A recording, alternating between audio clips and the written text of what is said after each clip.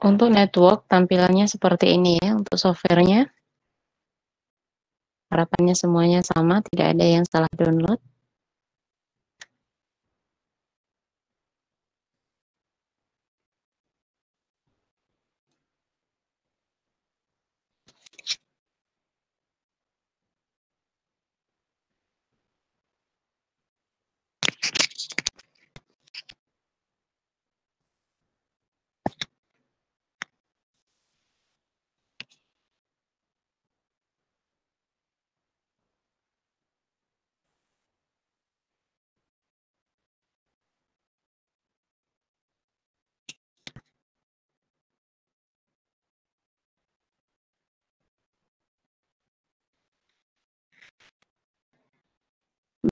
Mulai ya, dibuka software NISP. Sebelum lanjut ke tahapan-tahapannya, saya buka lagi karena perlu semua bergabung. Assalamualaikum warahmatullahi wabarakatuh. Waalaikumsalam warahmatullahi wabarakatuh. Waalaikumsalam warahmatullahi wabarakatuh. Baik, pertemuan kali ini kita akan lanjutkan terkait dengan materi Haplotype Network dan akan disusul dengan materi PAUD. Terima kasih atas kesempatan hari ini. Kita lanjutkan ke tahapan-tahapannya. Silahkan dibuka DNASP. Kita klik langkah pertama, yaitu open file. Seperti biasa, open file, kemudian masukkan data ambivalence variegatus. Ambivalence variegatus yang di-share beberapa minggu lalu. Pastikan itu data mentahnya, bukan data yang sudah dirubah-rubah ya. Dimasukkan, kemudian muncul informasi terkait dengan data kita. Kita close saja di sini. Lanjut ke menu generate. Di menu di atas itu ada generate, silakan diklik. Kemudian pilih haplotype data file. Haplotype data file. Akan muncul informasi seperti yang di layar. Kita rubah dari Nexus haplotype data file ke rule data file. Ini adalah bentuk atau format yang diinginkan atau yang bisa dijalankan pada software network. Silahkan diklik di rule data file, nanti datanya akan kita temukan dengan extension RDF. Silahkan diklik OK di pojok kanan bawah. Nah, kita diminta untuk menyimpan data dengan format extension RDF. Dirubah saja dirinya menjadi ambivalence variegatus.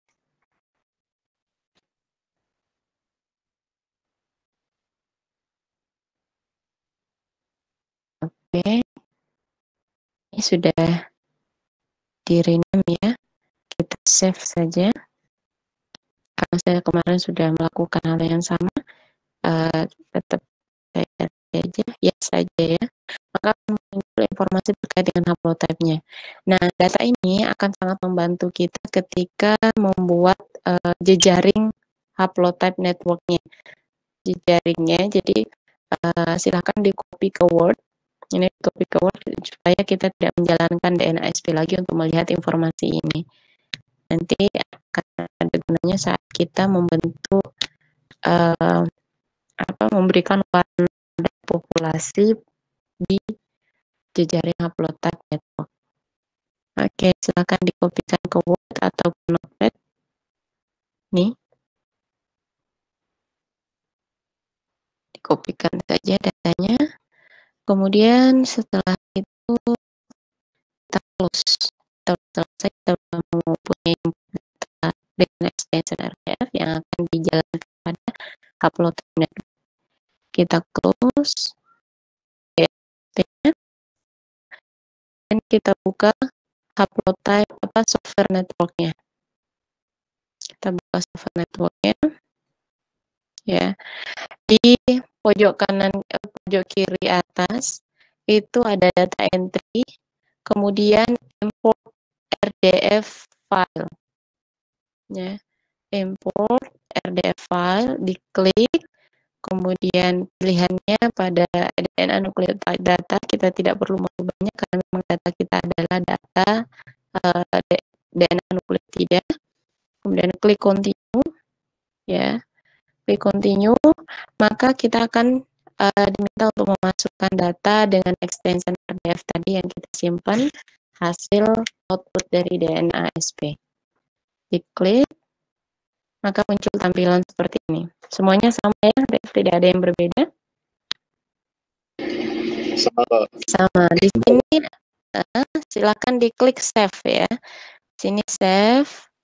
Maka kita akan diminta lagi untuk menyimpan, tetap sama sebenarnya formatnya dengan extension RDF, cuman ini hasil output dari network sendiri. Tadi dari DNASP, sekarang dari network. Kita simpan dengan nama yang sama, Amphibalanus variegatus, disimpan di folder yang sama, jangan sampai salah folder ya. Akan di save, di OK saja. Setelah di save dengan extension RDF, kita exit ini. Nah, sudah keluar, namun data kita sudah di sini. Oke, langkah berikutnya, silakan klik menu yang ada di sebelah data entry, yaitu Calculate Network. Pilih Network Calculation. Di sini ada dua metode untuk merekonstruksi haplotype networknya.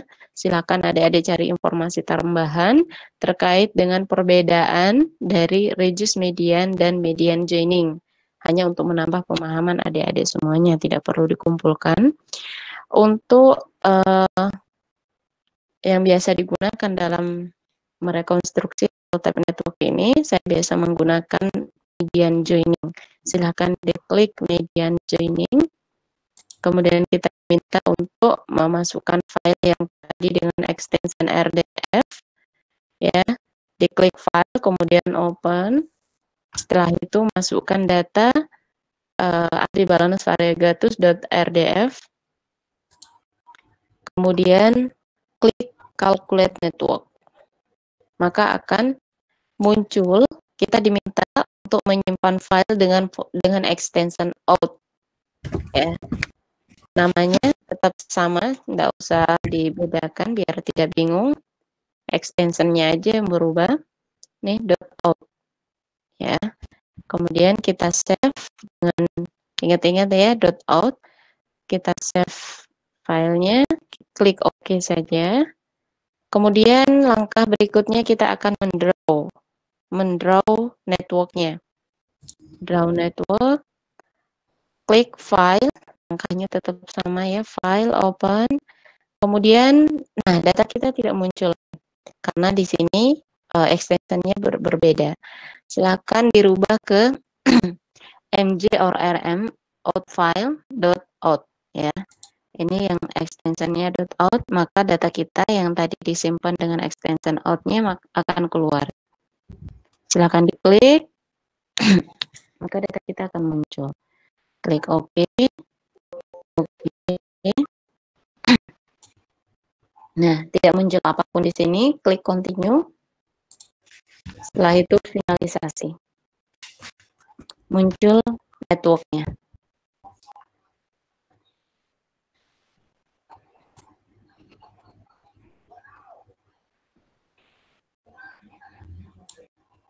Ada bisa edit ya, memperindah tampilannya. Memperindah tampilan ini bisa kita kecilkan, bisa dibesarkan, bisa digeser kiri kanan. Akan di otak-atik sendiri enaknya seperti apa. Nah, tapi kalau haplotype networknya bentuknya seperti ini, kita tidak tahu ini populasi apa, kemudian ini populasinya apa, ini apa, maka kita akan buat warna. Jadi untuk membedakan antara populasi satu dengan populasi yang lainnya, kita akan warnai setiap populasinya. Gimana caranya? Kita klik setiap buletan ya, setiap haplotype-nya. Di sini ada namanya masing-masing haplotype. Kita besarkan juga bisa ya, biar lebih enak dilihat ininya, bola-bolanya. Silakan dibesarkan.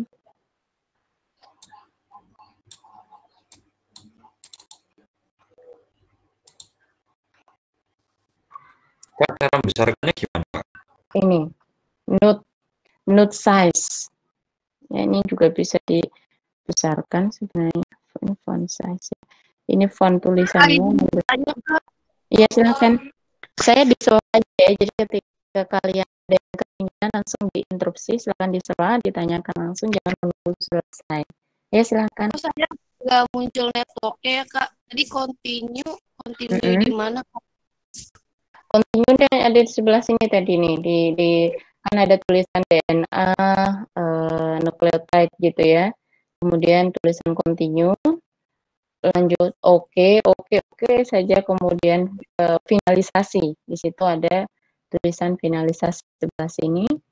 Klik finalisasi baru keluar ini.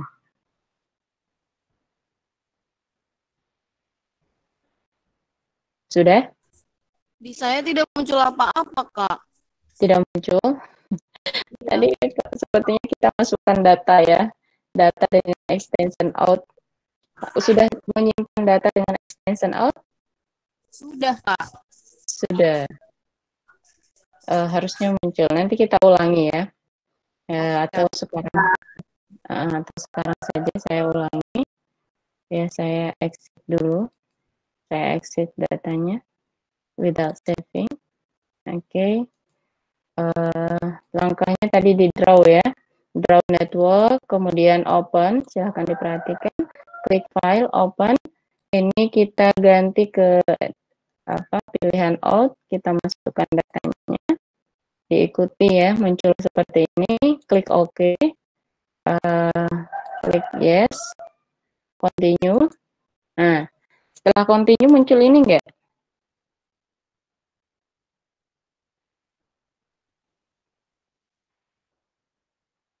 Kalau yang tadi bertanya? Nggak muncul Kak. Nggak muncul? Nggak muncul yang continue gitu-gitu Mungkin tadi. Nggak muncul ya. Nggak muncul yang continue, kenapa bisa? Ya kan lanjut. Oke, kita lanjutkan ya. Finalisasi sudah. Oke, saya besarkan lagi biar lebih enak dilihat. Dirapikan networknya. Ini most recent common ancestor-nya ya, ketuanya di sini. Dikecilin saja. Maaf, izin tanya. Ya. Ini yang bulat-bulatnya itu dipindahin sesukanya atau gimana ya? Iya, sesukanya. Di situ diapakan pun keterangannya tetap tidak akan berubah. Ya, keterangannya tidak akan berubah, mau posisinya di atas ini ke bawah, ini yang penting rapi dilihatnya. Ya, terbentuk kayak network gitu. Nah, ini kalau kita perhatikan dengan satu warna seperti ini, maka sulit kita membaca networknya. Ayo kita rubah masing-masing upload populasi ini dengan melihat keterangan yang tadi kita save di Word. Ya, kita save tadi di Word ini. Haplotype 1 dimiliki oleh populasi apa saja? Ini T, semuanya lambangnya T, simbolnya T. Itu berarti semua empat-empatnya yang 4 individu dengan yang memiliki haplotype 1 itu berarti populasi Tasmania semuanya. Maka haplotype 1 silahkan dilihat nih, haplotype 1 di sini namanya haplotype 1. Kita ganti warnanya, klik kanan ya. Kita ganti warnanya karena semuanya populasi dari Tasmania, tidak terdiri dari 2 populasi, maka slice-nya kita remove 1 karena hanya ada 1 yang memiliki haplotype 1 tersebut. Kita ganti, kita sepakati aja untuk populasi Tasmania warnanya biru. Ya, populasi Tasmania warnanya biru. Sudah berubah jadi warna biru, klik OK. Oke. Kita diminta untuk memperhatikan jumlah populasinya ya. Tadi saya sempat ini. Oke. Jumlah populasinya.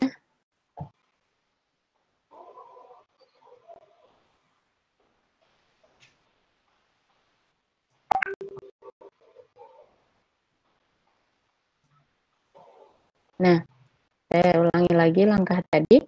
Perhatikan di sini individuals.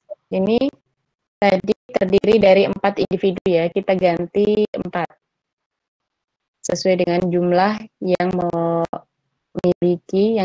memiliki haplotype 1. Jumlah individu yang memiliki haplotype 1. Warnanya tetap aja biru. Oke, klik OK. Kemudian haplotype 2. Haplotype 2 itu hanya 1 individu, yaitu Tasmania juga. Ya, kita warnai biru haplotype 2. Haplotype 3 dimiliki oleh 7 individu, di mana 6 individu itu adalah Manila, dari Manila, 1 individu berasal dari Oike Bajumai. Berarti ada 2 warna yang ada di bulatan besar itu. Oke, ini haplotype 2-nya kita ganti dulu, Tasmania, hanya ada 1 individu. Tasmania kita tadi sepakati warna biru. Oke. Untuk haplotype 3, silakan diklik kanan di situ di haplotype 3.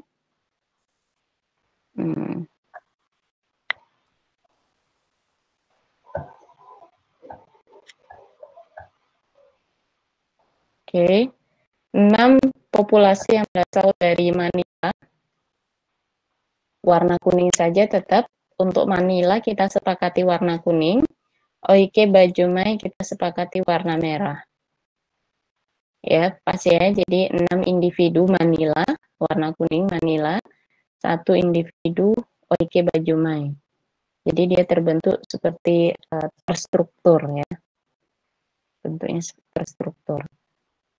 Membentuk strukturisasi. Untuk haplotype 4. Untuk haplotype 4 dimiliki oleh 2 individu, yaitu semuanya Manila ya. Haplotype 4 Manila. Kemudian 5, 6, 7, 8 semuanya Oike Bajumai dan masing-masing 1 individu. Haplotype 4 tetap kuning, tidak perlu kita rubah. Namun yang kita rubah di sini ini jumlah individunya.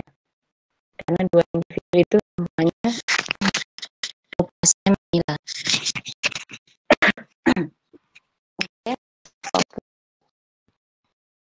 Tadi udah kita pastikan yang 5, 6, 7, 8 ini populasi Oike Bajumai, berarti kita ganti 4-4-nya ini warna merah. Dan masing-masing terdiri dari 1 individu.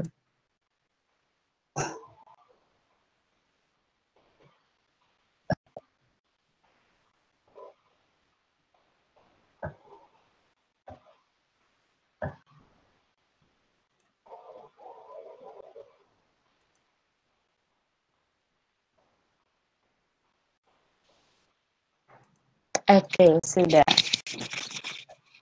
Kalau seperti ini kita gampang ya membacanya. Populasi mana yang lebih dulu kemudian akhirnya beralih ke populasi mana yang lebih terakhir. Nah, kalau dibaca dari sini, dari jalur tetuahnya, ini tetuahnya, kita anggapnya adalah tetuahnya, most recent common ancestor-nya. Berarti populasi yang lebih dulu, yaitu berasal dari, mana ini yang warna merah? Oike Bajumai. Ya. Yang lebih dulu mengalami mutasi itu adalah Oike Bajumai. Populasi Oike Bajumai. Kemudian menuju ke sini, ke populasi apa warna kuning Manila. Kalau kita rumuskan di peta itu Bajumai yang teratas, kemudian turun ke Filipina, dari Jepang ke Filipina menuju ke Australia ke bawah, urutannya dari atas ke bawah gitu ya. Berarti kita bisa memprediksikannya dia terdistribusi sesuai dengan jalur Indonesian through flow. Ada yang pernah dengar terkait dengan Indonesian through flow dari atas ke bawah, jalur utamanya ya, jalur utamanya dari misal dari apa itu laut apa ya namanya, laut bahasa Jepang agak lupa ya, ke bawah mengikuti melalui Selat Makassar, turun, kemudian masuk ke Australia. Sebenarnya ada populasi dari Indonesia, cuma tidak saya masukkan di sini. Jadi terlihat urutannya. Nah, Evolusi yang paling lama itu terjadi pada populasi Tasmania. Di sini ada banyak sekali mutasi yang terjadi. Ya, ini bisa kita prediksikan. Satu mutasi itu terjadi dalam rentang waktu berapa lama menggunakan software ini juga. Kita akan estimasi nanti waktunya. Dari sini dulu ada yang ditanyakan? Cukup, Kak. Belum, Kak. Ya. Ini untuk dari haplotype 3 ke haplotype 4 itu hanya terjadi satu mutasi. Hanya ada satu perubahan nukleotida, yaitu tepatnya pada ini. Ini adalah nomor site-nya, yaitu site ke-88. Ya. Jadi perbedaan antara haplotype 3 dan haplotype 4 hanya terdiri dari site terdapat pada site 488. Oke, kita save dulu. Kita save. Ini bisa kalian mainkan ya sendiri-sendiri, kemudian di display mau tidak. Ini kalau kita tidak centang ini, maka dia tidak akan menunjukkan frekuensi haplotype-nya. Kita akan membaca semuanya sama gitu, individu yang memiliki haplotype tersebut. Tapi ketika kita centang, maka dia terbentuk proporsinya. Kita bisa membaca frekuensinya dengan sangat baik. Berarti frekuensi Manila di sini yang mendominasi ya. Yang mendominasi haplotype 3. Kemudian haplotype 1 didominasi oleh populasi bagi-baginya 100% frekuensinya. Nah, kemudian ini juga bisa kita display, bisa tidak. Kemudian mutation. Nah, mutationnya bisa kita display, bisa kita hilangkan juga.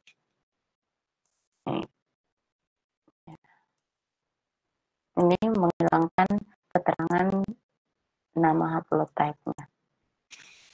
Oke. Setelah itu, langkah berikutnya kita klik file, kemudian save. Kita diminta untuk menyimpannya dalam format yang berekstensi FDI. Ya. Ya.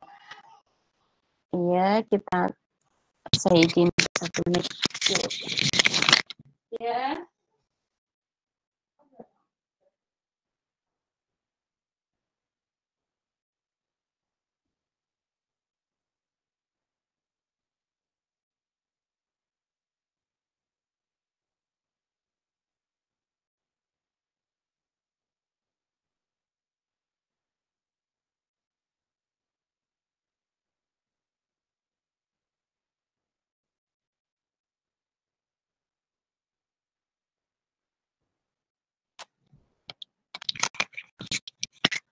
Oke, kita simpan dengan nama yang sama, yaitu Amphibalanus variegatus.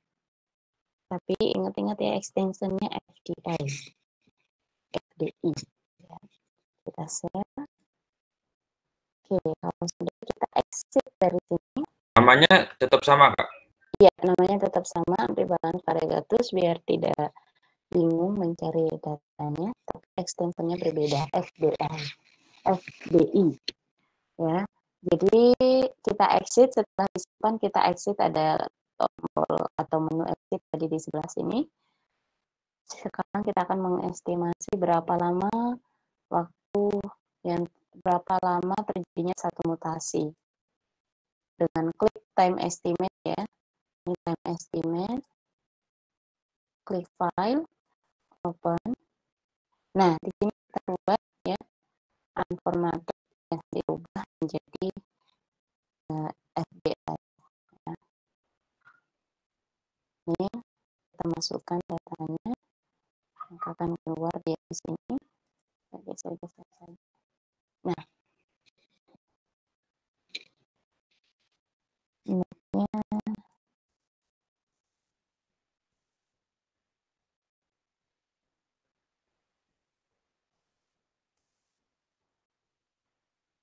biar tidak banyak yang mengganggu.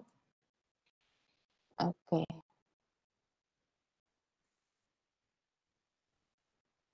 Oke, langkah untuk menentukan, misalkan kita ambil satu, karena di sini haplotype 3 dengan haplotype 4 hanya satu mutasi, kita ambil ini pertama populasi awal, kemudian ke populasi kedua yaitu haplotype 4 ya. Kita klik specify ancestral node, kita anggap ini adalah populasi yang lebih tua ya. Diklik di sini. Kemudian berikutnya klik step 2 ya, specify descendant node atau keturunannya, klik di sini.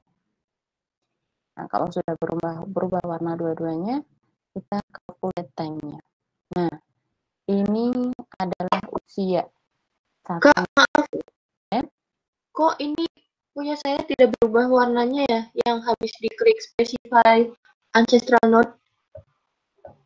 Habis klik ke bulatnya. Bulatan yang diklik, habis klik di sini, klik ini. Oh iya, sudah, Kak. Iya. Begitu seterusnya. Step kedua yaitu klik descendant node, kemudian klik ini. Nah, ini adalah lama usianya. Satu mutasi ini terjadi dalam rentang waktu 4.484 tahun. 4.484 tahun. Ya. Ya, untuk menyimpan informasi ini bisa kita klik save, kalau tidak juga tidak masalah. Ini hanya informasi untuk melihat segitu lamanya terjadi dalam satu mutasi. In case di data yang kita olah bisa berbeda dengan data yang lain. Tidak semuanya satu mutasi itu terjadi dalam rentang waktu ini. Ini khusus di dalam data yang kita olah. Ya. Di save bisa, kalau mau melihat yang lainnya, misalkan dari haplotype 1 ke haplotype 2, kita klik OK saja di sini, setelah itu kita reset. Ya, maka dia akan kembali ke semula. Kita ulangi lagi langkah yang sama, klik specify ancestral node, klik haplotype 2, kemudian specify descendant node, klik haplotype 2. Oh, tadi haplotype 1 ya, kemudian ini haplotype 2. Kemudian calculate time, maka usianya tidak jauh berbeda, masih di angka 4.000-an tahun ya, 4.036 tahun. Dari haplotype mutasi yang terjadi dari haplotype 1 ke haplotype 2. Klik OK, itu estimate usia. Lagi-lagi ini adalah taksiran saja, pendekatan ya, pendekatan, tidak 100% itu dinyatakan segitu usianya, tidak. Hanya pendekatan statistik saja. Namun kita udah mendapatkan gambaran dari situ. Oke, tidak ada yang ditanyakan dari taksiran usianya ya. Dari cara membaca networknya juga sudah populasi mana yang lebih dulu, kemudian mana populasi yang lebih lama mengalami evolusi, yaitu populasi Tasmania. Nah, memang wajar kalau memang kita taksirkan populasi awalnya adalah dari populasi Oikibachumai, yaitu dari Jepang, menuju ke populasi Manila, kemudian menuju ke Tasmania. Karena memang dari sini yang paling banyak mengalami mutasi adalah populasi Tasmania. Berarti perjalanannya sangat panjang. Bisa dipahami ya?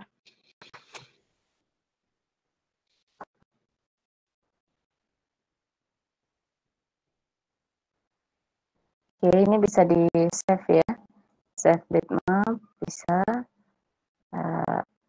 Dia tersimpan dalam extension BMP. Tidak di save juga tidak masalah.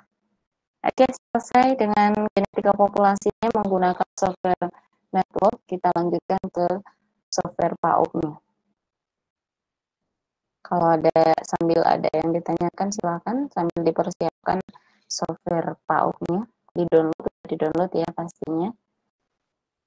Oke, saya ke sini.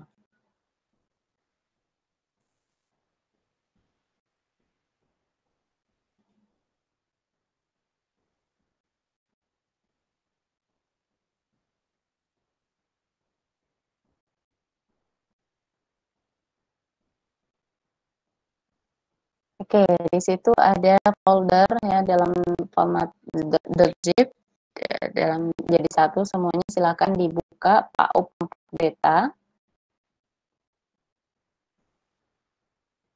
Installer yang kita klik itu setup.x.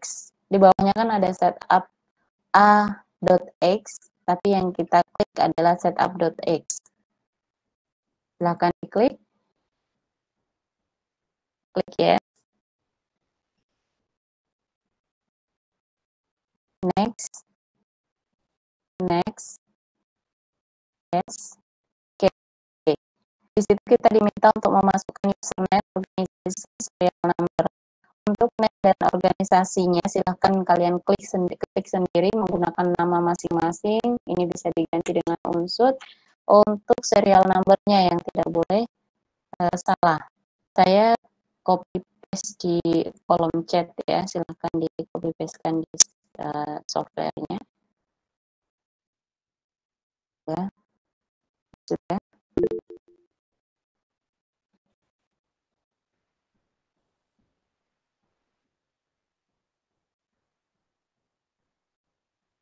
Sudah semuanya?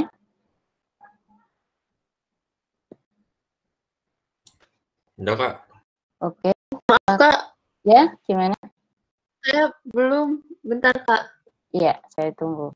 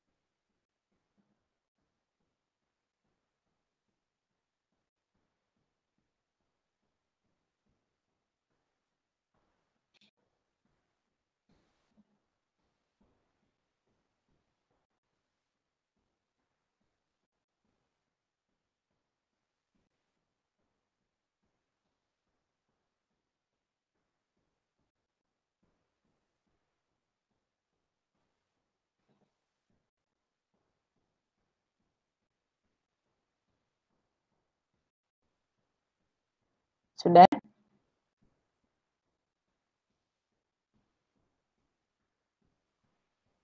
Belum, Kak. Maaf. Ini baru download malah.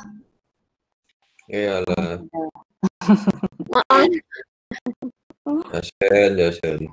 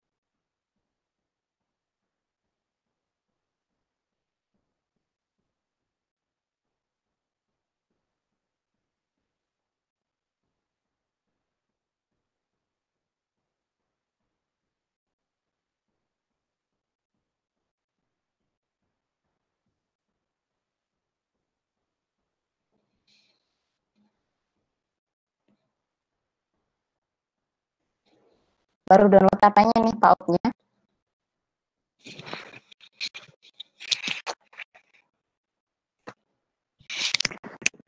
Ya, Kak. Iya, udah sampai. Udah kok. Sudah, silahkan dilanjutkan. Yang di install itu yang setup.x bukan .ax ya, tapi .x yang urutan 2 terakhir kalau nggak salah. Silakan di next saja, itunya sampai ketemu di tampilan ini yang mau minta serial number.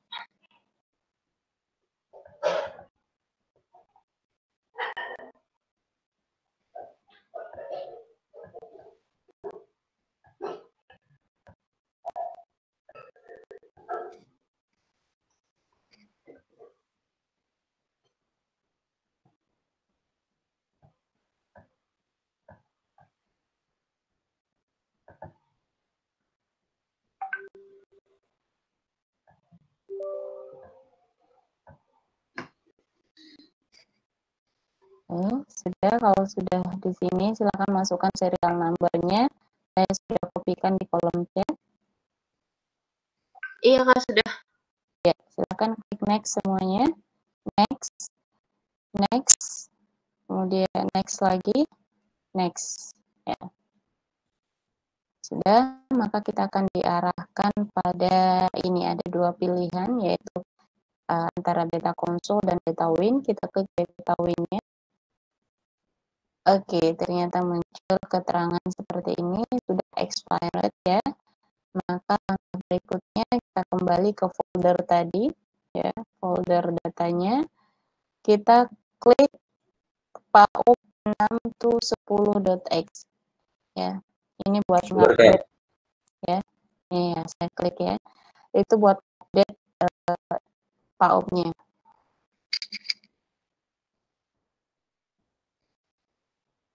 Ya, yang diklik PAUP 6to10.x.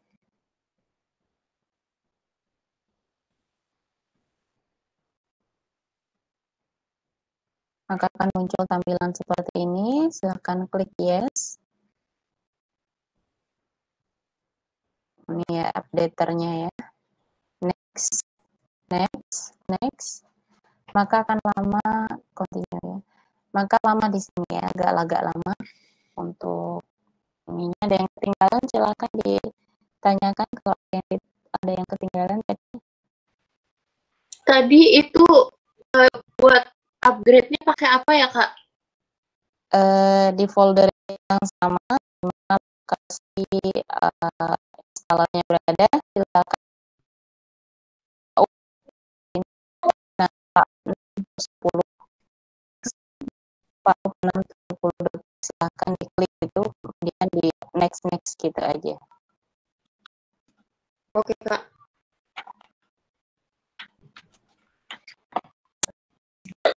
Berapa lama Kak? Satu lagi. Sebentar lagi ya, nggak terlalu lama kok.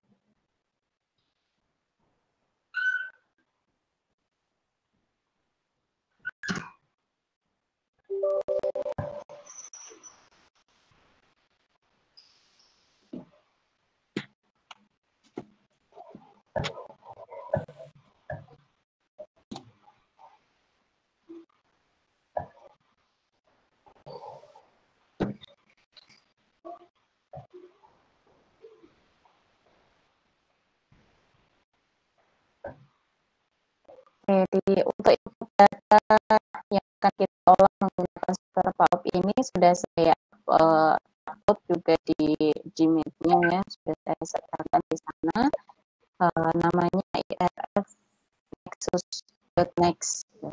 Ya sudah muncul nih. Ada yang sudah muncul juga? Saya Kak. Oke.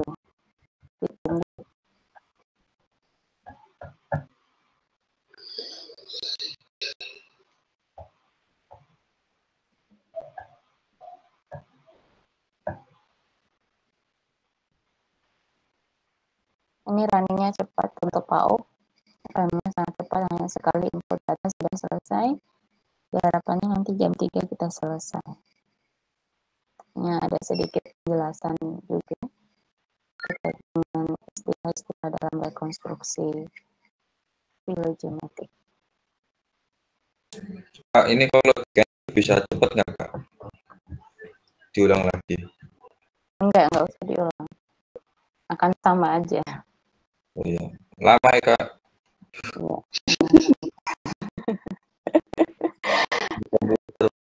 Ya. Saya nggak bisa sabar. Oh. Sudah keluar. Harusnya sih nggak terlalu lama. Belum Kak. Dari tadi yang update tersebut itu pindah ke tengah-tengah juga. Pindah ke tengah-tengah gimana maksudnya? Ternyata geser Kak, biar kelihatan layarnya gitu Kak. Oh. Nggak tahu nih Kak. Mungkin ada yang lain yang sudah keluar hasilnya? Sudah Belum. loading. Ya, belum kan? Belum juga Kak. Ya. Oh, akhirnya keluar. Akhirnya keluar ya. Udah sih. Laki-laki apa perempuan? Waduh, nggak tahu Kak. Tapi kok nama tulisannya baca Kak ya? Karena Yang menggunakan Windows 8 ya. Yang apa perangkat yang sekarang digunakan masih Windows 8 ya. saya 10 Kak. 10. Oh iya, Iya. saya tidak tahu berarti. Oke, silakan ada pilihan WinPAUP 4B10 enggak? Atau mungkin WinPAUP 4B8? Iya Kak, B8. Ya, silakan dipilih yang WinPAUP 4B8.x-nya, tapi kalau yang muncul seperti yang saya di layarnya, seperti saya, silakan klik WinPAUP 4B10.x, sama aja nanti hasilnya. Jangan yang konsol, yang penting jangan pilih yang console.x. Klik OK. Oke, maka kita akan diarahkan ke PAUP 4.0. Silakan diklik, maka akan muncul PAUP-nya. Wow. Sudah ya.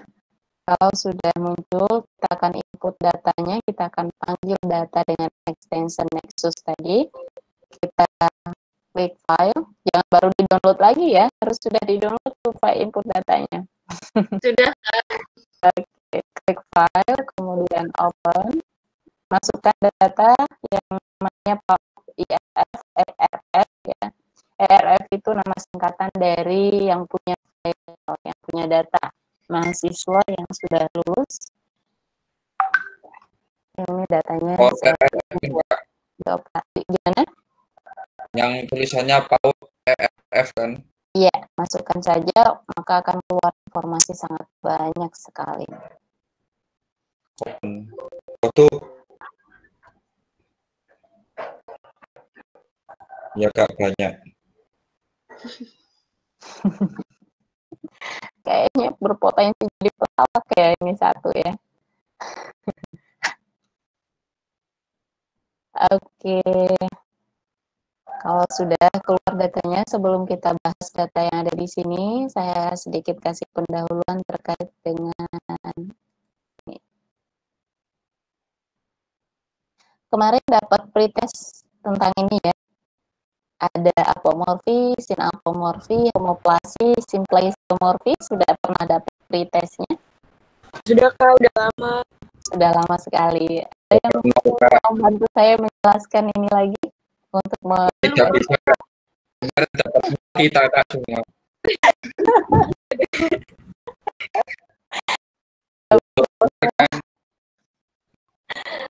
Ya, nikmat tapi ya, nikmat. Dinikmati saja. Oke, ada dua istilah penting yang perlu kita pahami di sini, yaitu terkait dengan apomorfi dan plesiomorfi. Yang lainnya hanyalah turunan seperti autamorfi, sinapomorfi, dan simplesiomorfi. Pertama, saya akan jelaskan terkait dengan apomorfi. Apomorfi ini kata kuncinya adalah the unique character, ya. Apomorfi kondisi di mana semua anggota klet atau takson tertentu memiliki karakteristik yang unik. Apomorfi itu memiliki karakteristik yang unik pada anggota kletnya. Mana anggota kletnya ini yang atas ini anggota kletnya. Kemudian plesiomorfi itu kebalikannya, tidak unik, bukan karakter yang unik, yaitu karakter yang muncul, karakter tetuah atau karakter leluhur yang masih muncul pada anggota kletnya. Nih, ini adalah contoh dari plesiomorfi. Karakter leluhurnya masih tergambarkan, masih diturunkan ya, sehingga nampak pada anggota kletnya. Itu kata kunci perbedaan dari apomorfi dan plesiomorfi. Apomorfi memiliki dua turunan, yaitu autamorfi dan sinapomorfi. Dikatakan autamorfi ketika di unit karakter itu hanya dimiliki oleh satu anggota klet saja, tidak dimiliki oleh anggota yang lain. Ya, gampang sekali untuk melihatnya. Ketika hanya satu saja karakter unik, satu individu yang memiliki karakter unik tersebut, maka dia disebut autamorfi. Sinapomorfi itu ketika karakter unik itu dimiliki oleh lebih dari satu, minimal 2. Ini karakter unik juga, tidak sama dengan tetuahnya ya, tidak sama dengan tetuahnya karakter unik ini, tapi tidak dimiliki oleh satu, melainkan lebih dari satu. Itu masuknya ke sinapomorfi. Bisa dipahami sampai sini? Bisa, Kak. Ya, gampang atau gampang banget? Nah, itu Kak. Nah, Oke ya, kita beralih ke plesiomorfi. Ingat, plesiomorfi bukan karakter unik, yaitu karakter yang masih masih nampak pada, masih tergambar pada anggota kletnya.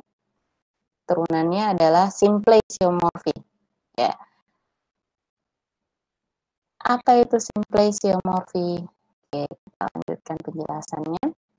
Simplesiomorfi atau simplesiomorphic karakter merupakan suatu sifat yang dipunyai secara bersama-sama antara dua atau lebih, ingat lebih dari satu ya, dua atau lebih taksa, dan juga dipunyai oleh taksa yang lain yang berbagi nenek moyang bersama dengan taksa pertama yang mempunyai sifat tersebut.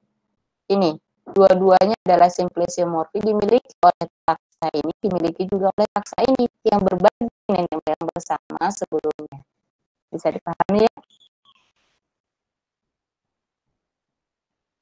Jadi tidak hanya satu taksa yang memiliki karakter tersebut. Jadi dimiliki oleh taksa ini, dimiliki juga oleh taksa ini, yang masing-masing, yang keduanya ini berbagi nenek moyang bersama.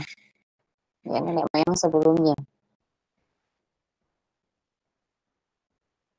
Oke, sudah saya lanjutkan. Ini sinapomorfi tadi sudah dijelaskan, ini hanya penjelasan definitifnya, dipunyai secara bersama-sama oleh dua atau lebih, ya bukan satu. Kalau yang automorfi itu hanya dimiliki oleh satu saja, satu ciri, ya. Nih, satu pada satu anggota dari suatu klet, hanya dimiliki oleh satu, karakter uniknya dimiliki oleh satu anggota kletnya.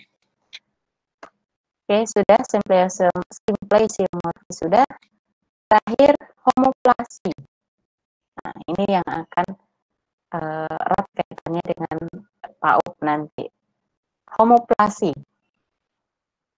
Ya, homoplasi adalah suatu sifat yang ditemukan di antara berbagai taksa yang berbeda, tetapi tidak ditemukan pada nenek moyang bersama mereka. Dengan kata lain, adalah sifat yang sama yang muncul secara independen di masing-masing taksa. Jadi muncul dengan sendirinya sifat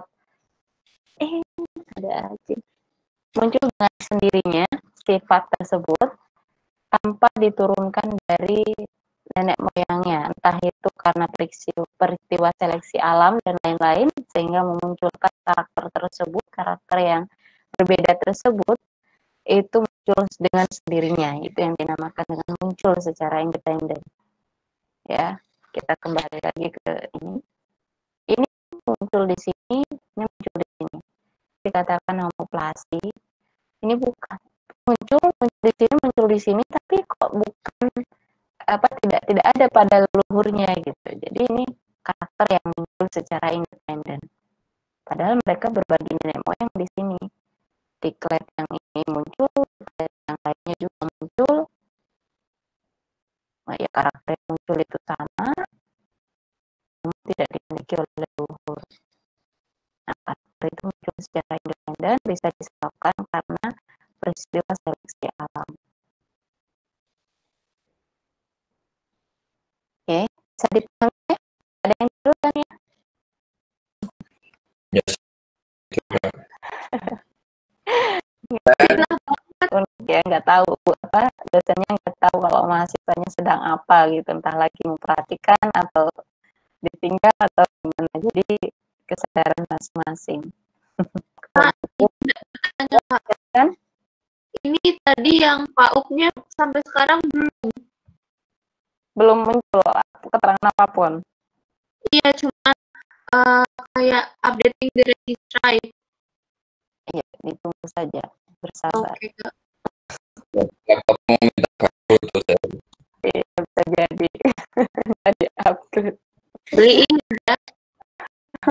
Oh, Oke. sekarang Berikutnya hanya memperjelas ke penjelasan-penjelasan yang sebelumnya biar lebih paham lagi. Ini apomorfi karakter unik ya, unik karakter tidak dimiliki oleh tetua. Plesiomorfi masih dimiliki oleh tetuanya. Jadi karakter yang muncul pada anggota kletnya masih merupakan turunan dari leluhurnya. Automorfi ketika karakter unik itu hanya dimiliki oleh satu anggota klet saja. Apomorfi ketika dimiliki dari lebih dari satu. Homoplasi karakter itu muncul secara independen, namun tidak diturunkan dari nenek moyangnya atau tetuanya. Ini hanya penjelasan definitifnya saja. Unik all member ya, unik pada semua anggota kletnya, namun tidak dimiliki oleh tetuanya. Kalau ini tidak unik, tipenya ini ada dua turunan, automorfi dan synapomorfi. Ini turunannya hanya simplesiomorfi. Number, jumlah dari spesies yang mencakup di dalamnya bisa satu, bisa juga lebih dari satu. Kalau ini lebih dari dua, ingat tadi ya, selalu lebih dari dua. Tipe karakternya merupakan turunan, ya turunan dari merupakan karakter turunan. Kalau ini karakter ancestralnya. Kalau ini bisa karakter apomorfi ini bisa digunakan untuk menjelaskan klet ya, mendefinisikan klet. Kalau yang plesiomorfi tidak bisa. Oke, itu saja hanya penjelasan singkatnya. Kita kembali ke hasil PAOP-nya tadi. Ada yang tahu kepanjangan dari PAOP itu apa? Ini PAOP-nya apa gitu? mungkin Yasin bisa menjawab. Baik sekali ya. Banget sih Reza. Baik Apa sekali. kurang tahu Kak? Ada yang lain. Oke, PAOP itu phylogenetic analysis using parsimony. Kemarin kita sudah sempat menjelaskan terkait dengan parsimony ya, metode parsimony. Ini langkah untuk memperpendek langkah. Nanti akan sedikit saya jelaskan apa yang dimaksud dengan memperpendek langkah di sini. Oke, langsung saja saya ke penjelasan ini. Oke, metode maksimum parsimony adalah metode yang memprediksikan pohon evolusi atau evolutionary tree yang meminimalkan jumlah langkah yang dibutuhkan untuk menghasilkan variasi yang diamati dalam karakter morfologi atau sequence. Ternyata PAOP bisa juga dalam bentuk sequence datanya atau input datanya. Hanya saja jika dibandingkan dengan Mega lebih tepatnya untuk data sequence. Kalau morfologi lebih efektif menggunakan PAOP. Ya. Apa yang dimaksud dengan jumlah langkah di sini? Ya, di sini penjelasannya. Panjang langkah yang dimaksud adalah jumlah nomor perubahan keadaan karakter yang dibutuhkan untuk mendukung hubungan kekerabatan taksa pada sebuah pohon. Seperti apakah itu bentuknya? Jumlah nomornya itu ini. Di sini ada banyak sekali pohon yang direkomendasikan untuk hasil rekonstruksi dari data yang kita olah hari ini. Nah, ini adalah jumlah nomor yang dimaksud. Nah, semakin pendek langkahnya maka itu semakin bagus ya, karena memang tujuan dari PAOP ini memperpendek langkah, meminimalkan langkah. Tadi definisinya ya, meminimalkan jumlah langkah yang dibutuhkan untuk menghasilkan variasi ya, menghasilkan kalau bisa sedikit mungkin variasi yang muncul ya, itu namanya meminimalkan langkah dalam menghasilkan variasi yang didapat dalam karakter morfologi atau sequence. Oke, ada beberapa istilah yang perlu kita pahami di sini adalah terkait dengan apomorfi, homoplasi, dan reversal. Oke, bingung kan itu apa? Saya juga bingung dulu. Oke, kita ke penjelasan bisa dibesarkan. Nah, ini ada tree length. Tree length ini panjang langkah itu tadi, panjang langkah pohonnya.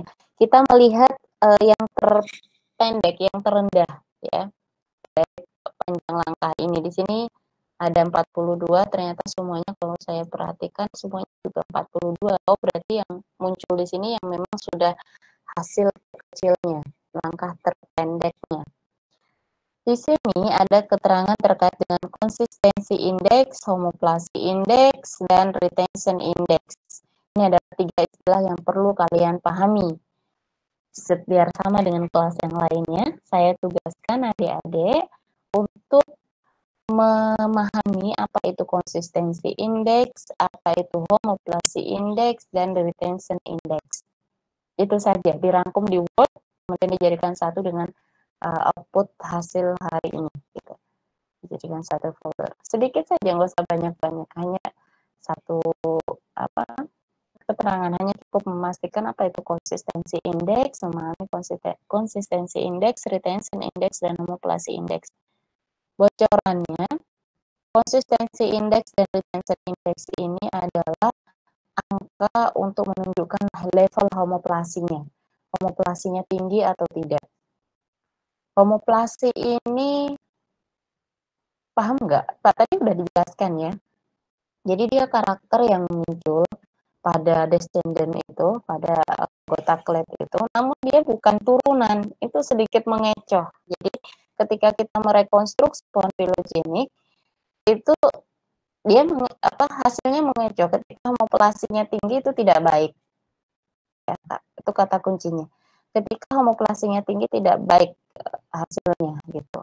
Karena apa? Sedikit mengecoh dalam rekonstruksi pohon filogenik gitu. Jadi bingung kita. Sebenarnya dia keturunannya siapa gitu. Dia muncul, ternyata dia bukan turunan dari tetuahnya. Tapi dia tetap akan muncul di pohon karena dia masuk di dalamnya gitu. Oke. Nanti paling keterangannya ketika nilai konsistensi indeks mendekati angka 1 atau sama dengan 1, itu maknanya apa. Kemudian begitu pun dengan retention index ketika mendekati 1 atau sama dengan 1 itu juga maknanya apa. Nah, ketika kita memahami istilah ini, maka kita akan bisa menentukan mana pohon yang terbaik. Yang di sini banyak sekali pohon. Harapannya dari hasil yang kita dapatkan melalui yang dijalankan menggunakan PAUD ini, kita bisa merekonstruksi pohon seperti ini. Mana ya dia? Ini. Kalau anu ya Kak, sama semua nilainya. Sama semua yakin? Iya Kak. Oke. Gimana ya? Salah ya. Masalah intinya data ini harapannya kita bisa merekonstruksi pohon seperti ini. Ini adalah langkah langkah untuk merekonstruksi pohon filogeniknya. Semakin pendek langkahnya, maka itu akan semakin bagus. Ya, ini langkah-langkahnya. Nah, ini adalah 3 istilah yang perlu kita pahami betul, apomorfi, homoplasi, dan reversal. Oke, sebelum ke sini, saya akan berbicara terkait dengan input data kita. Silakan input data yang di file PAUD IRF itu dibuka menggunakan Notepad, ya. Dibuka menggunakan Notepad, saya akan sedikit menjelaskan asal mula input data ini, sehingga diperoleh hasil sedemikian banyaknya. Kalau sudah, ya, dibuka menggunakan Notepad ya, yang PAUD IRF.nexus. Wah, ternyata udah cantik ya. Yang mana tadi Kak? Yang ini, PAUD IRF itu dibuka menggunakan Notepad, yang input data. Siap. Oke, keluar Kak. Ya. Oke, lagi-lagi format yang ada di sini mengikuti manual book-nya ya. Manual book-nya kalau kalian rajin sekali membacanya maka akan paham. Oke, yang perlu diperhatikan ini angka-angka yang dicantumkan di sini. Dimension and task. Dimension and task, sebelum saya bercerita lebih lanjut, saya akan menceritakan penelitian ini tujuannya apa. Jadi ada seorang mahasiswa ingin mengetahui sampel yang dia temukan itu lebih dekat ke populasi mana atau ke spesies mana. Nah, sampel yang dia temukan dia kasih simbol A1. Sementara ini yang lainnya 11 spesies lainnya itu yang sudah diketahui, yang sudah teridentifikasi karakternya. Jadi udah tahu ini adalah Fistulalanus albicostatus, ini Fistulalanus kondakovi, ini Fistulalanus sumbawanensis, lain-lain. Kalau A ini adalah Amphibalanus. Nah, dia menemukan sampel yang sedikit berbeda dengan yang lainnya.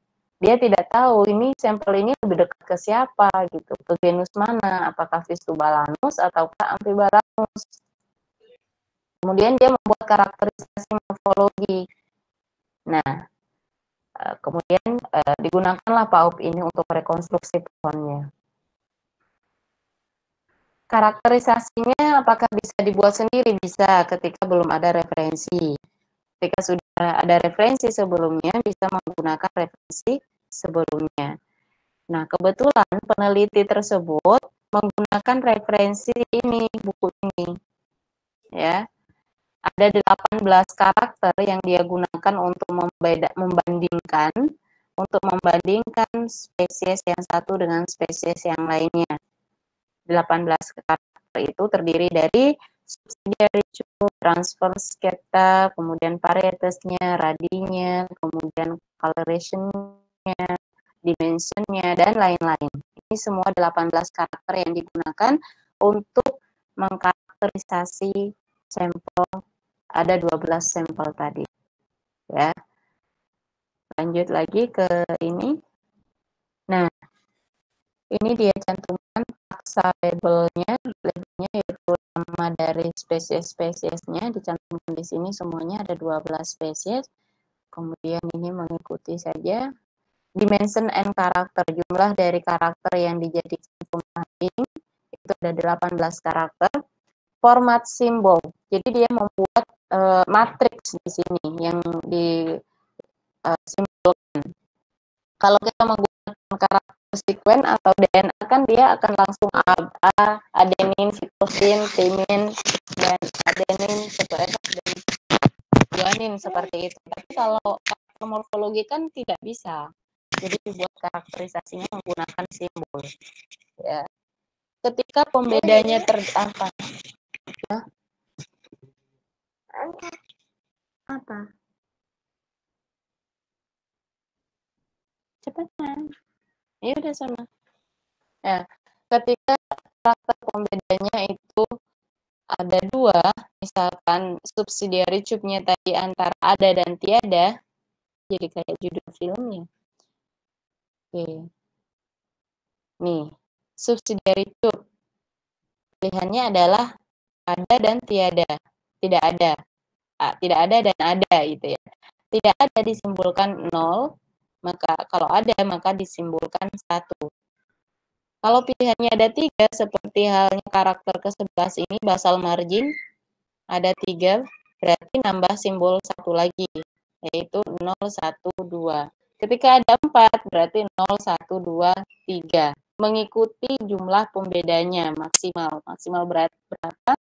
Maka kita bisa mencantumkan di sini 0, 1, 2 karena memang maksimal karakter pembedanya ada 3, yaitu ini. Straight, complete, extra, kemudian ada lagi ini option, triangular, rectangular. Gitu. Paham ya cara memberi simbolnya? Insya Allah, Pak. Iya. Kurang meyakinkan ya jawabannya. Mungkin kalau yang lain jawab yakin ya. Oke. Karakter yang dicantumkan di sini bukan tadi tadi yang 18 itu karakter pembedanya, bukan apanya ya, saya buka lagi, bukan ininya, bukan nama karakternya, tapi karakter pembedanya ini yang dicantumkan, bukan nama karakternya. Oke, ini dicantumkan semuanya ke 18 itu, kemudian dibentuklah matriks seperti ini. Ya. Di sini ada 18 ya, matriksnya coba dideretkan 1, 2, 3, 4, 5, 6, 7, 8, 9, 10, 11, 12, 13, 14, 15, 16, 17, 18. 18, karena memang ada 18 karakter yang dibuat karakterisasinya. Ke bawah ada 12 individu, ada 12 taksa. Oke, di sini dia kasih lambang 1. Berarti A1 ini memiliki artinya ya, kalau kita dibaca, memiliki karakter present, berarti subsidiary chip-nya ada pada sampel A1 tersebut. Gitu. Kalau dia kasih simbol 0, berarti tidak ada subsidiary chip-nya.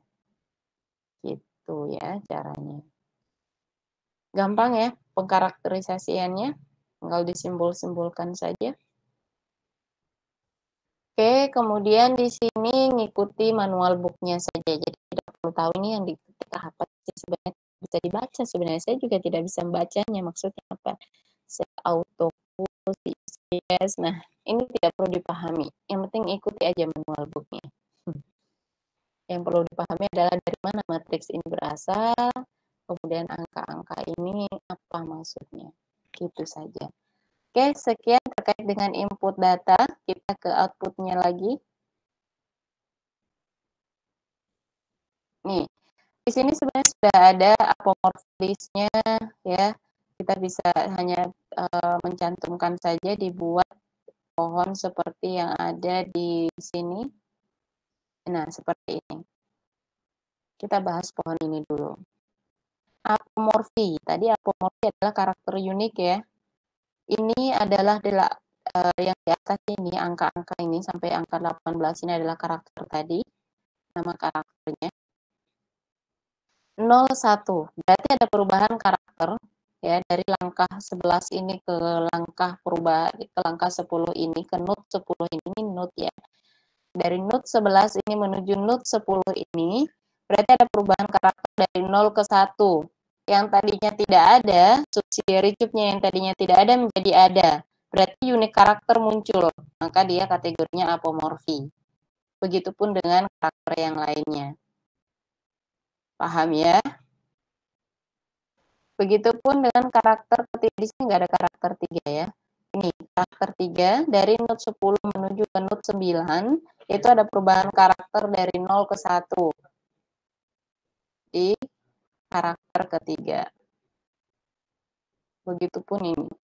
Ini kalau lambangnya hitam pekat seperti ini berarti apomorfi. Nah, yang unik di sini adalah yang ke-11. Karakter ke-11 dia dikatakan homoplasi. Apa itu homoplasi? Karakter itu muncul secara independen tanpa melalui turunannya. Ini tidak mungkin ada di sini karakternya juga. Muncul saja secara independen. Di sini ada nggak? Udah angka karakter 11. Tidak ada. Ini karakter yang muncul secara independen. Oke. Nah, ini juga nih karakter ke-18. Tapi ingat di sini ada 1 kedua. Ini kan karakter 18 juga, tapi node ke-1. Ini 1 kedua. Karakter yang muncul secara independen juga, tanpa melalui garis keturunan. Bagaimana dengan lambang reversal? Ini karakter yang dapat balik. Kalau pengertian selama ini kan kita evolusi adalah perubahan yang terjadi dengan jangka waktu yang sangat lama dan tidak dapat balik. Irreversible, tidak dapat balik. Kalau reversible berarti dapat balik. Nah, ternyata dapat balik. Kenyataannya dapat balik juga karakter itu. Entah karena prosesnya di alam. Reversal, karakter yang dapat balik. Kita perhatikan karakter kelima. Ya. Di sini dia udah terjadi perubahan dari 0 ke 1, perubahan karakter dari 0 ke 1, malah balik lagi dari 1 ke 0. Kita definisikan dalam perubahan karakter ya. Yang tadinya dia dari pesek menjadi mancung, ya.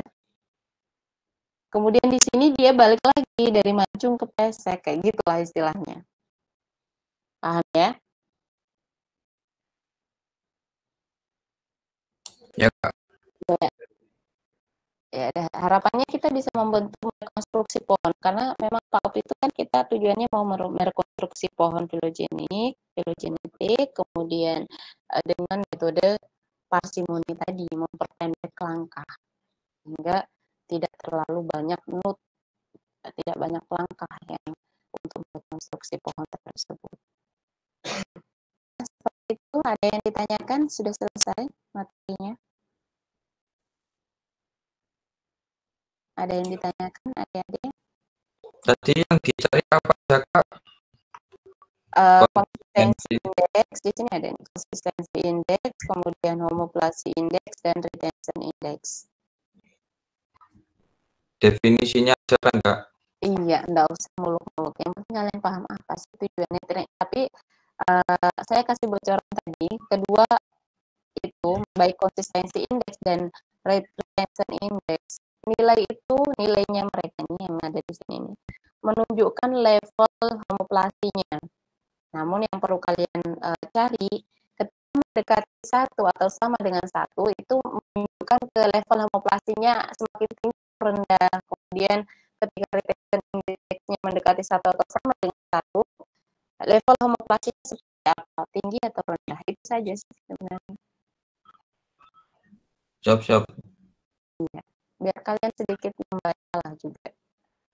Di mana itu, Kak? Ngomong-ngomong. Di mana apanya? Jawabannya? Iya, Kak. Bisa dijawab yang lain? Ya, saya Nuri.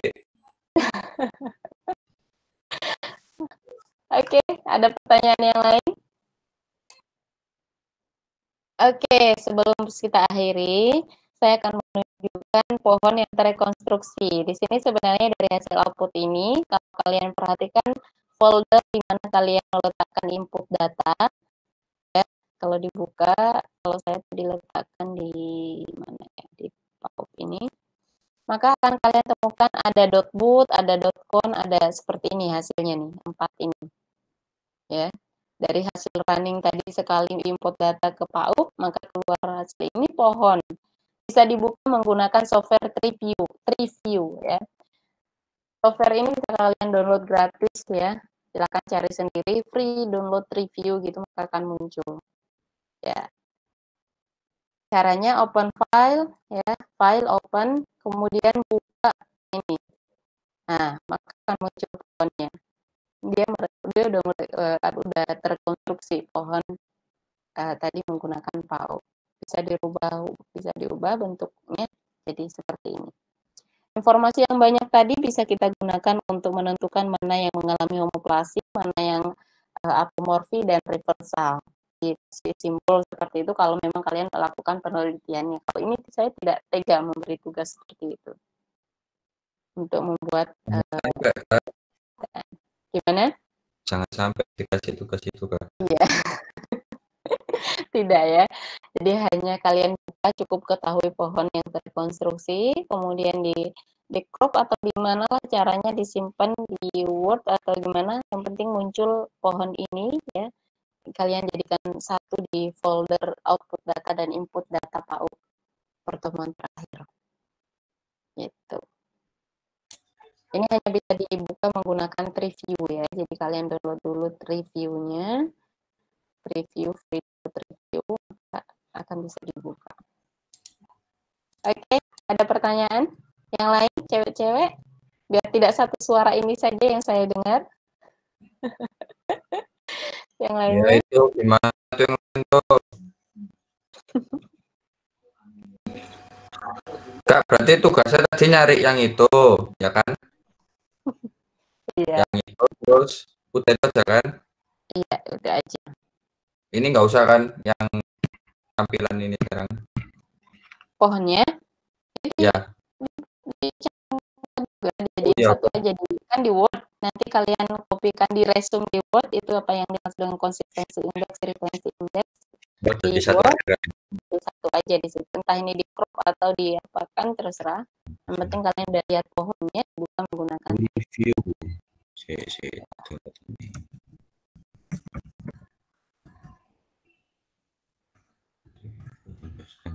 Yang lain ada pertanyaan sebelum kita akhiri?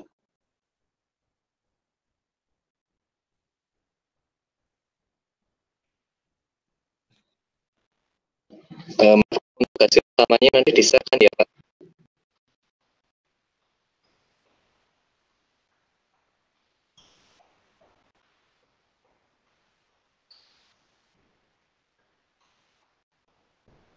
Gimana? Untuk hasil pertamanya nanti diserahkan ya Pak?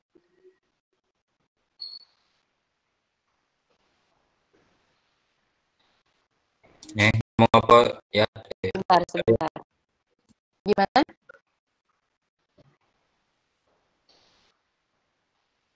Gimana? Tadi yang bertanya gimana?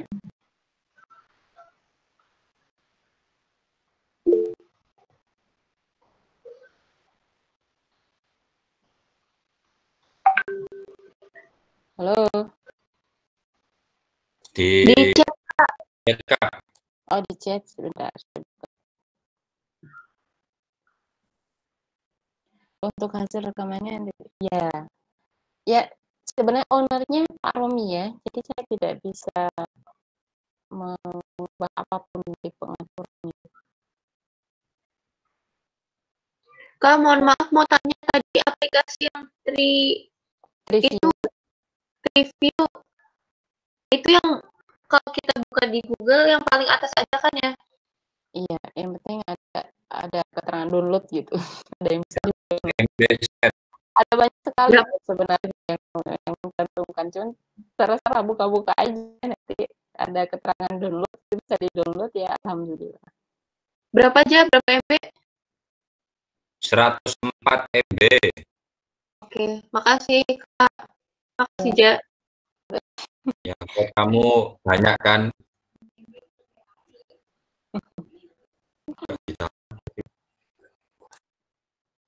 Oke. Sudah?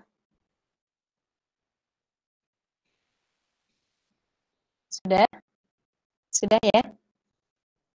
So, Sudah Kak. Ya.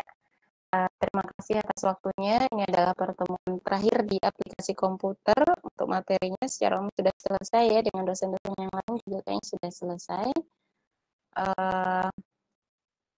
Mohon maaf jika ada kesalahan di 2 pertemuan terakhir, suka ada keterlambatan di waktu, dan ketika ada penjelasan yang berbeda yang ditemukan di jurnal atau di referensi atau buku lain, ada penjelasan yang kemudian sedikit berbeda atau mungkin bertolak belakang dengan yang saya sampaikan hari ini, silakan didiskusikan. Ketika ada pertanyaan, silakan didiskusikan lebih lanjut melalui WA group atau secara pribadi, tidak apa-apa ya. Ilmu pengetahuan itu berkembang secara dinamis, jadi tidak stagnan di situ saja. Ketika ada penelitian terbaru yang mematahkan pendapat sebelumnya, itu sangat mungkin terjadi. Jadi feel free to discuss ya. Jadi diskusi saja, tidak perlu diperdebat lebih lanjut. Kita diskusi, kita saling bertukar informasi. Itu saja mungkin pesan saya. Terima sekali lagi, terima kasih banyak atas interaksi yang diberikan dan kerjasamanya. Saya akhiri. Assalamualaikum warahmatullahi wabarakatuh. Waalaikumsalam. Kak. Ya. Kak, yang network tadi itu Kak. kamu tanya. Ya. Yang kan tadi kita mengerjakan network sama PAUD. Nah, Ya. yang network itu lebih baik dimasukkan ke file minggu lalu atau minggu sekarang enggak? Betul, di file minggu lalu di genetika populasi. Ya. Belum bisa drive nih ya, kemarin atau sudah? Oh, saya sudah Kak. Oh, sudah. Kalau sudah ya udah. Tapi udah kalau dasar ya dimasukkan di file sekarang juga tidak masalah sebenarnya. Tapi alangkah baiknya jadi biar nggak rancu pemahamannya, kita beberapa pertemuan, dimasukkan aja ke folder yang kemarin, genetika populasi, biar jadi satu. Oke.